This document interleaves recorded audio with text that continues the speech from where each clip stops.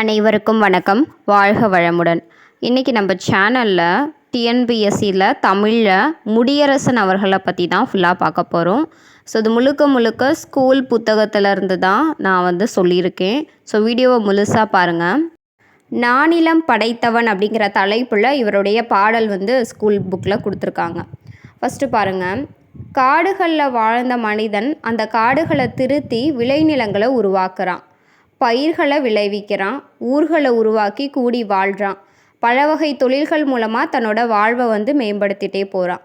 தொழிலும் வணிகமும் அவன் வாழ்க்கையை உயர்த்திக்கிட்டே இருக்குது. தமிழரோட வணிக மேன்மையை பற்றி இந்த பாடல் மூலமாக நம்ம தெரிஞ்சுக்கலான்னு கொடுத்துருக்காங்க. இப்போ நானிலம் படைத்தவன் அப்படிங்கிறது யார் எழுதுனது அப்படின்னா முடியரசன் அவர்கள் எழுதின ஒரு பாடல் தான். கல்லெடுத்து முள்ளெடுத்து காட்டுப் பெருவழியை மல்லெடுத்த திண்டோல் மரத்தால் வளப்படுத்தி ஊராக்கி ஓங்கும் நகராக்கி நாடென்ற பேராக்கி வாழ்ந்த பெருமை அவன் பெற்றான். மாநிலத்தில் முல்லை மருதம் குறிஞ்சி நெய்தல் நானிலத்தை கண்ட பெரும் நாகரீக மாந்தனவன். ஆழ கடல் கடந்தான் அஞ்சும் சமர்கண்டான். சூழும் பனிமலையை சுற்றி கொடி பொறித்தான். முக்குளித்தான் ஆழிக்குள் முத்து எடுத்தான். தோணிக்குள் எக்களிப்பு மீதூர ஏழ மிளகு முதற் பண்டங்கள் ஏற்றி பயனல்கும் வாணிகத்தால் கண்டங்கள் சுற்றி களமேறி வந்தவன்தான். அஞ்சாமை மிக்கவன்தான் ஆனாலும் சான்றோர்கள் அஞ்சுவதை அஞ்சி அகற்றி விளக்கிடுவான் இப்படின்னு முடியரசன் அவர்கள் எழுதியிருக்காங்க. இதில் அந்த 4 நிலத்தை பற்றி சொல்லியிருப்பாங்க. அதான் நானிலம் படைத்தாங்கிறதே தலைப்பு கொடுத்துருக்காங்க. குறிஞ்சி முல்லை மருதம் நெய்தல்ங்கிற அந்த 4 நிலத்தை.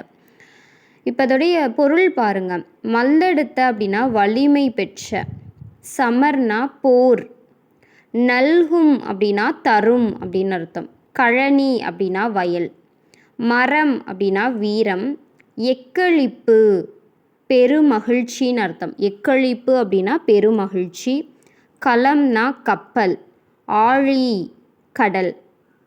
பாடலோட முழு அர்த்தம் பாருங்கள். ஸோ ஒரு தமிழன் கற்களும் முட்களும் நிறைஞ்சிருந்த அந்த பெரிய நிலப்பரப்பை திருத்தி அதை பண்படுத்துகிறான். தன்னோட உடல் வலிமையால் அந்த வளத்தை பெருக்கிறான். ஊர் நகரம் நாடு இதெல்லாம் உருவாக்கி நம்ம வாழும் பெருமையை அவன் பெறுகிறான். அதே மாதிரி முல்லை மருதம் குறிஞ்சி நெய்தல் இந்த 4 நிலத்தை நால்வகைப்படுத்தி ஒரு நாகரிக மனிதனாக இருக்கிறான். பழந்தமிழன் ஆழமான கடல்களை கடந்து பயணம் செய்கிறான். அச்சம் தரும் போர்களையும் எளிதாக வெற்றி கொள்கிறான். பனி சூழ்ந்த அந்த இமயமலையில் தன் வெற்றி கொடியை நட்டுறான். ஆழ்கடலில் மூழ்கி முத்து எடுக்கிறது, ஏலம் மிளகு இதெல்லாம் பெருமகிழ்ச்சியோடு கப்பல்களில் ஏற்றி கண்டங்கள் தோறும் அனுப்பி வணிகம் செய்கிறது. கப்பலில் உலகை முழுக்க வளம் வந்துட்டுருக்கான்.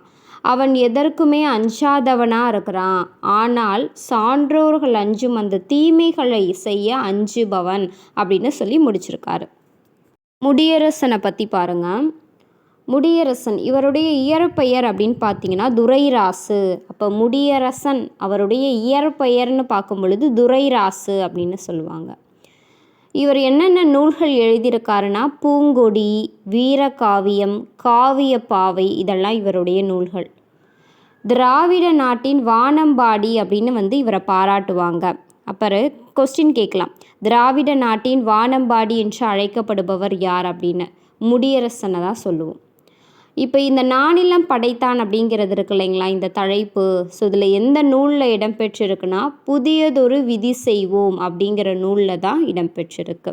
இப்போ புதியதொரு விதி செய்வோம் அப்படிங்கிற நூலை எழுதியவர் அப்படிங்கும்போது முடியரசன் தான். இப்போ நூல் பெயர்கள், அவரோட சிறப்பு பெயர், இயற்பெயர், ஸோ இதெல்லாமே நம்ம தெரிஞ்சுக்கணும். இப்போ பாருங்கள், முடியரசனின் இயற்பெயர் என்ன அப்படின்னா துரைராசு. பூங்கொடிங்கிற நூலை இயற்றியவர் முடியரசன். அதே மாதிரி வீரகாவியம் அப்படிங்கிற நூலை இயற்றியவர் யார்? முடியரசன். காவிய பாவை அப்படிங்கிற நூலை இயற்றியவர் யார்? முடியரசன். திராவிட நாட்டின் வானம்பாடி என்று அழைக்கப்படுபவர் முடியரசன். புதியதொரு விதி செய்வோம் என்னும் நூலை இயற்றியவர் முடியரசன். அடுத்து புக் பேக் கொஸ்டின். போர்க்களத்தில் வெளிப்படும் குணம் வீரம். கல்லெடுத்து என்னும் சொல்லை பிரித்து எழுத கிடைப்பது கல் ப்ளஸ் எடுத்து. நானிலம் என்னும் சொல்லை பிரித்தெழுத கிடைப்பது 4 + நிலம். நாடு + என்ற என்பதனை சேர்த்தெழுத கிடைக்கும் சொல் நாடென்ற. களம் + ஏரி களமேரி. அடுத்த பாடப்புத்தகத்தில் யார் கவிஞன் அப்படிங்கிற தலைப்பில் முடியரசனோட பாடல் கொடுத்துருக்காங்க. காசுக்கு பாடுபவன் கவிஞன் அல்லன், கைமாறு விளைந்து புகழ் பெறுதல் வேண்டி மாசற்ற கொள்கைக்கு மாறாய் நெஞ்சை மறைத்துவிட்டு பாடுபவன் கவிஞன் அல்லன். தேசத்தை தன்னினத்தை தாழ்த்திவிட்டு தேட்டையிட பாடுபவன் கவிஞன் அல்லன்.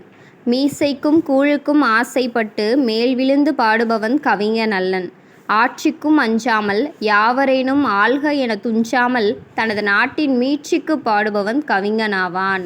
மேலோங்கு கொடுமைகளை காணும்போது காட்சிக்கு புலியாகி கொடுமை மாள கவிதைகளை பாய்ச்சுபவன் கவிஞனாவான். தாழ்ச்சி சொல்லும் அடிமையலன் மக்கட்கெல்லாம் தலைவனென பாடுபவன் கவிஞன் வீரன். ஸோ இது முடியரசனுடைய பாடல் வரிகள். யார் கவிஞன் அப்படிங்கிற ஒரு தலைப்பில் இது எழுதியிருக்காங்க. இதோடைய பொருள் பாருங்க. சொற்பொருள்: கைமாறு அப்படின்னா பயன், மாசற்ற அப்படின்னா குற்றமற்ற, தேட்டையிட அப்படின்னா செல்வம் திரட்ட அப்படின்னு பொருள். தேட்டையிட அப்படின்னா செல்வம் திரட்ட. நீட்சி அப்படின்னா மேன்மை, மால அப்படின்னா நீங்க அப்படிங்கிற பொருள். இதோடைய முழு பொருள் பாருங்கள். அந்த யார் கவிஞன் பாடலோட பொருள்: செல்வத்துக்காகவும் பயனும் புகழும் கருதியும் குற்றமில்லாத அந்த கொள்கைக்காக மாறாக அந்த மனசான்றை மறைச்சு தன்னலத்துக்காக நாடு இனத்தை இழிவுபடுத்தி இந்த கூழுக்கும் மீசைக்கும் ஆசைப்படுபவராய் தகுதியற்றவராய் வழிந்து போற்றி செல்வம் திரட்ட பாடுபவன் கவிஞன் அல்ல. ஸோ அவங்க கவிஞன் கிடையாது. ஆட்சியாளரின் அடக்குமுறைக்கு அஞ்சாமல் எவராண்டால் என்ன என இருந்து விடாமல் தன் நாட்டின் மேன்மைக்கு குரல் கொடுப்பவனே கவிஞனாவான். கொடுமைகளை கண்டு ஒரு மனங்குதித்து புலியாகி அந்த கொடுமைகள்லாம் நீங்கணும் அப்படிங்கிறதுக்காக பாடல் தீட்டுவோன் தான் கவிஞனாவான். ஸோ எதற்குமே தலைவணங்கும் அடிமையாகாமல் மக்களின் தலைவனாக தன்னை எண்ணி பாடுபவனே உண்மையான கவிஞன். உண்மையான மறவனும் அவன்தான், அவனே கவிஞன் அப்படின்னு சொல்லியிருப்பார். ஸோ இதில் பாருங்கள், முடியரசன் அவர்களை பற்றின குறிப்பு. இவருடைய பெயர் முடியரசன். இவருடைய இயற்பெயர் துரைராசு.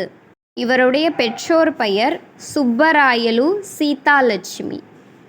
இவருடைய ஊர் பெயர் பாருங்கள், தேனி மாவட்டத்தில் உள்ள பெரிய குளம். இப்போ முடியரசன் எந்த ஊரில் பிறந்தார் அப்படின்னா தேனி மாவட்டத்தில் இருக்க பெரிய குளத்தில் பிறந்திருக்கார். இவர் இயற்றிய நூல்கள் பூங்கொடிங்கிற நூல், காவியப்பாவை, வீரகாவியம். இப்போ முடியரசன் கவிதைகள், அதாவது இவருடைய கவிதை தொகுப்பெல்லாம் தொகுத்து முடியரசன் கவிதைகள் அப்படிங்கிற நூல். இவர் என்னவா பணியாற்றியிருக்காரு அப்படின்னா தமிழாசிரியராக இருந்திருக்காரு. எங்கன்னா மீசு உயர்நிலைப்பள்ளி காரைக்குடியில் தமிழாசிரியராக இருந்திருக்காங்க. இவருடைய பட்டம் பாருங்கள், கவியரசு அப்படிங்கிற ஒரு பட்டம் பெற்றிருக்கு. இந்த கவியரசுங்கிற பட்டம் யார் கொடுத்துருப்பாங்க அப்படின்னா குன்றக்குடி அடிகளார் தான் கொடுத்துருப்பாங்க இவருக்கு. எந்த இடத்துல அப்படின்னா பரம்பு மலையில் நடந்த ஒரு விழா. ஸோ அப்போ தான் முடியரசன் அவர்களுக்கு கவியரசு அப்படிங்கிற பட்டம் குன்றக்குடி அடிகளார் கொடுத்துருப்பாங்க. பரிசு பாருங்கள், இவருக்கு என்ன பரிசு கிடச்சிச்சின்னா பூங்கொடி அப்படிங்கிற நூல் இருக்கு இல்லைங்களா, இது ஒரு காவிய நூல். ஸோ இந்த பூங்கொடிங்கிற காவியத்துக்கு 1966 தமிழக அரசு இவருக்கு பரிசு கொடுத்து சிறப்பிச்சிருக்காங்க. இவருடைய சிறப்புகள் பாருங்கள். முடியரசன் பாரதிதாசன் பரம்பரை தலைமுறை கவிஞரில் மூத்தவர் இவர் தானா? அப்போ கொஸ்டின் கேட்கலாம், பாரதிதாசனின் பரம்பரை தலைமுறை கவிஞர்களுள் மூத்தவர் அப்படின்னா முடியரசன். அதே மாதிரி தந்தை பெரியார், பேரறிஞர் அண்ணா ஆகியோரிடம் நெருங்கி பழகியவர் அப்படின்னா முடியரசன் அவர்கள். இவருடைய மொத்த காலம் பாருங்கள், 7/10/1920 முதல் 3/12/1998 வரைக்கும் இருந்திருக்காரு. ஸோ அவ்வளோதான் முடியரசன் பற்றின குறிப்புகள். ஸோ கொஸ்டின் டைப்பில் முக்கியமானது கேட்டாங்கன்னா கவியரசு என்று பட்டம் பெற்றவர் அப்படின்னு கூட இவரை கேட்கலாம். ஏன்னா அந்த கவியரசுங்கிற பட்டம் யார் முடியரசன் அவர்களுக்கு கொடுத்தது அப்படின்னு கேட்கலாம். குன்றக்குடி அடிகளார் அவர்கள் கொடுத்துருப்பாங்க. எந்த விழாவில் அப்படிங்கிற கொஸ்டின் கேட்கலாம். பரம்பு மலையில். அது மாதிரி எந்த காவியத்துக்காக இவருக்கு வந்து பரிசு கிடச்சிதுன்னா பூங்கொடிக்கு தான் அவருக்கு பரிசு கிடச்சிருக்கு. எந்த ஆண்டுனா 1966. அதே மாதிரி பேரறிஞர் அண்ணா, பெரியார் இவர்களிடம் நெருங்கி பழகிய ஒரு கவிஞர் அப்படின்னு கேட்டால் முடியரசன் அவர்கள் தான். அதே மாதிரி பாரதிதாசனுடைய பரம்பரை தலைமுறை கவிஞர்களே மூத்தவர் அப்படின்னாலும் முடியரசன் அவர்கள். ஸோ எந்த ஊருனா தேனி மாவட்டத்தில் இருக்க பெரியகுளம். இவர் என்னவா இருக்கார்? தமிழாசிரியர். குறிப்பிட்டு சொல்லணும்னா மீசு உயர்நிலைப்பள்ளி காரைக்குடியில் தமிழாசிரியராக பணிபுரிஞ்சிருக்கார். ஸோ இதுதான் இவருடைய முக்கியமான குறிப்புகள். இது மட்டும் நீங்கள் பார்த்தீங்கனாலே போதும், ஸ்கூல் புக்கில் இருக்கக்கூடியது. ஸோ இந்த வீடியோ பிடிச்சிருந்துச்சுன்னா லைக் பண்ணுங்கள், ஷேர் பண்ணுங்கள், கமெண்ட் பண்ணுங்கள். ஞாபகமாக நம்ம சேனலை சப்ஸ்கிரைப் பண்ணிக்கோங்க. தேங்க்ஸ் ஃபார் வாட்சிங். Bye bye.